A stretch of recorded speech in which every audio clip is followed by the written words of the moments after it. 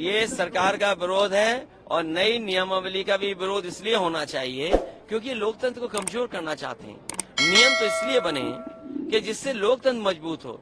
आखिरकार जनता ने हमें चुन करके भेजा है, हमारी जिम्मेदारी बनती है जनता के सवालों को उठाने का। ये सरकार नहीं चाहती है कि हम जनता के सवालों को उनके सामने खड़ा करें, उन्हें उठाएं या तख्ती पर लिख करके ले जाएं। ये किस लोकतंत्र में है कि आप जनता के सवाल नहीं उठा सकते? कि ये जो सत्र शुरू हो रहा है, सरकार विपक्ष का सामना नहीं करना चाहती है। सरकार इतने कम समय के लिए जो ये सेशन चला रही है, इसका मतलब सरकार विपक्ष के सवालों से बचना चाहती है।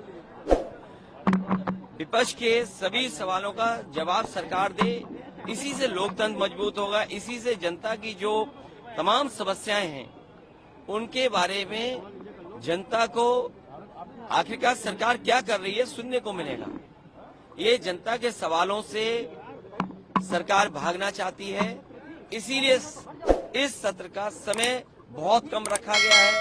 जिस सरकार ने पहले भी खर्च पैसा न किया हो, जो सुविधाएं देनी चाहिए थी सरकार को, चिकित्सा पूरी तरीके से बर्बाद है। जिला अस्पतालों में इलाज नहीं है, बड़े दावे देते थे मेडिकल कॉलेजेस में, वहां इलाज नहीं मिल पा रहा है। पढ़ाई बर्बाद हो गई है, प्राइमरी स्कूल में कोई एडमिशन लेने नहीं आ रहा है। इंटर कॉलेजेस की दुर्दशा है, वहाँ कौन सी पढ़ाई कराने जा रही है सरकार? जो ग्रेजुएट बच्चे हैं उनकी कोई सुनवाई नहीं है। जिन बच्चों को आरक्षण के नियमों के तहत नौकरी मिल जानी चाहिए थी, 69,000 वाले बच्चे लगातार आंदोलन कर रहे हैं।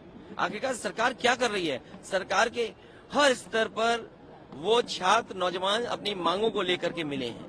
आज भी समस्या का समाधान नहीं है। जानवर वैसे ही सड़कों पे घूम रहे हैं, बिजली उतनी ही महंगी है। अगर जो दावा करते थे इन्वेस्टमेंट कहीं नहीं दिख रहा है। सड़कों पर 1 महीने में गड्ढा मुक्त हो जाएंगी, फिर इतने महीने बाद गड्ढा मुक्त हो जाएंगी। आज तक इतनी बार समय बढ़ाने के बाद भी सड़कें गड्ढा मुक्त नहीं हुई हैं।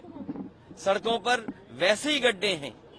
और जो ग्रामीण अंचल में हमारे किसानों को जो लाभ मिल जाना चाहिए, गन्ने की रेट नहीं बढ़ाई इन्होंने, धान नहीं खरीदा, अभी तक कोई इंतजाम नहीं किया, और जानवर से आज भी लोगों की, किसानों की जान जा रही है। तो इस सरकार के सामने कोई रास्ता नहीं है। सरकार इसीलिए इतना छोटा सत्र बुलाई है। मुझे खुशी है इस बात की कि देश के बहुत सारे राजनीतिक दल जाति जनगणना के पक्ष में खुल करके सामने आए हैं, और जाति जनगणना के बिना सामाजिक न्याय संभव नहीं है। सामाजिक न्याय के लिए और सबको बराबर लाने के लिए आरक्षण जरूरी है।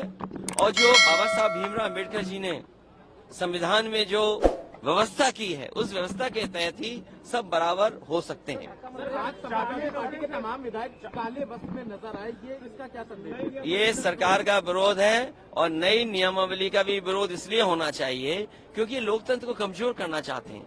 नियम तो इसलिए बने कि जिससे लोकतंत्र मजबूत हो। आखिरकार जनता ने हमें चुन करके भेजा है, हमारी जिम्मेदारी बनती है जनता के सवालों को उठाने का। ये सरकार नहीं चाहती है कि हम जनता के सवालों को उनके सामने खड़ा करें, उन्हें उठाएं या तख्ती पर लिख करके ले जाएं। ये किस लोकतंत्र में है कि आप जनता के सवाल नहीं उठा सकते?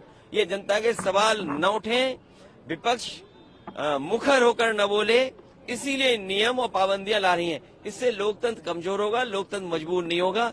जो परंपराएं रही हैं, जो लोकतंत्र में मर्यादा है, उसके तहत रह करके हम लोग अपने सवाल उठाएंगे।